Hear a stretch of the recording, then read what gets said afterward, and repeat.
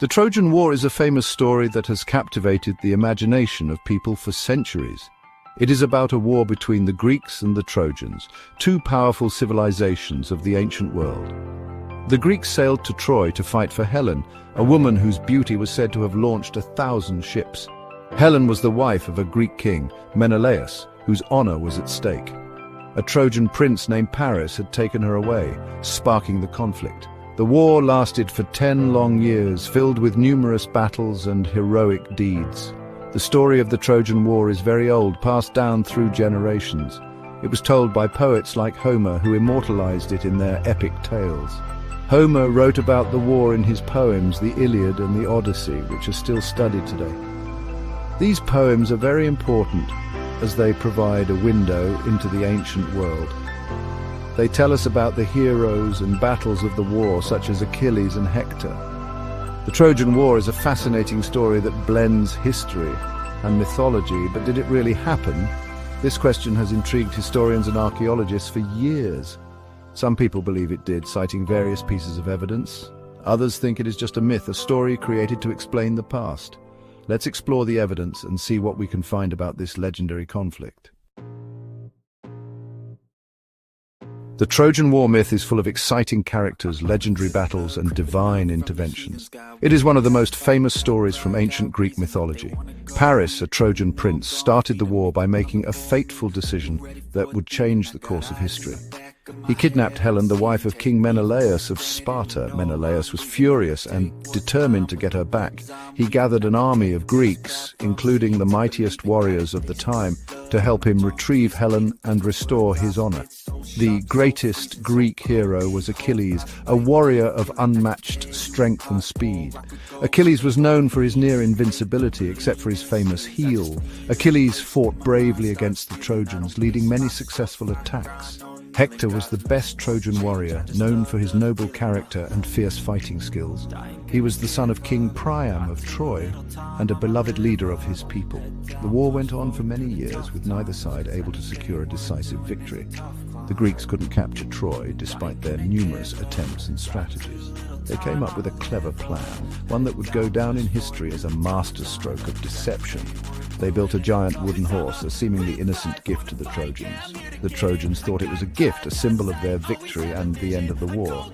They pulled the horse inside their city walls, celebrating their apparent triumph. At night, Greek soldiers hidden inside the horse came out, ready to execute their plan.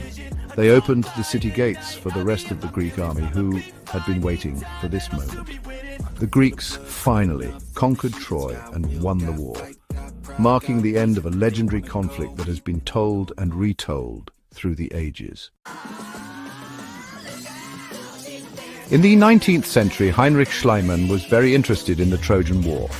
He believed that Troy was a real place. Schliemann was a German archaeologist.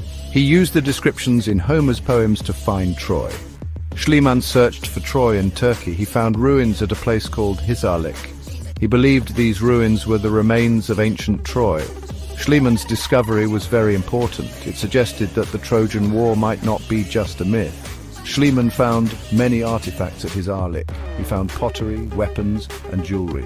These objects provided evidence of a powerful city that existed in ancient times. Schliemann's work excited many people. It made them wonder if the Trojan War really happened. After Schliemann, other archaeologists continued to study Hisarlik. They discovered that the site had many layers. Each layer represented a different period of occupation. Archaeologists found evidence of fires and destruction. This supported the idea of a major conflict like the Trojan War. The layer called Troy the Aether showed signs of a great battle. It dated back to the late Bronze Age. This period matched the time of the Trojan War. Archaeologists found many weapons and human remains in this layer. The discoveries at Troy the Aether provided more evidence for a historical basis for the Trojan War. The findings suggested that a real conflict might have inspired the legends. However, the evidence is still not conclusive. There are many theories about the Trojan War's historicity. Scholars and enthusiasts alike have debated for centuries whether this legendary conflict actually took place, or if it is purely a work of fiction. Some people believe that the Trojan War was a real event, citing various pieces of evidence that have been uncovered over the years. They point to the archaeological evidence at Troy, such as the ruins and artifacts that suggest a significant conflict occurred in the region. They argue that the myths are based on a real conflict, possibly involving a siege or battle that inspired the epic tales. Others believe that the Trojan War is mostly a myth, a story that has been passed down and embellished through generations. They argue that the stories were exaggerated and embellished over time, turning a minor skirmish into a grand epic. They point out that there is no direct evidence linking the Trojan War to specific historical figures like Achilles or Hector, who are central to the myth. It is likely that the Trojan War, as described in myths, is a combination of fact and fiction, blending real events with imaginative storytelling.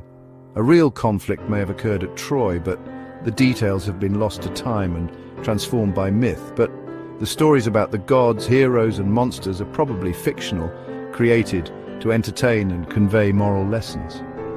What do you think? Was the Trojan War a real event or just a myth? The debate continues to this day. The evidence is intriguing, but the answer remains a mystery, leaving us to wonder about the true nature of this ancient tale.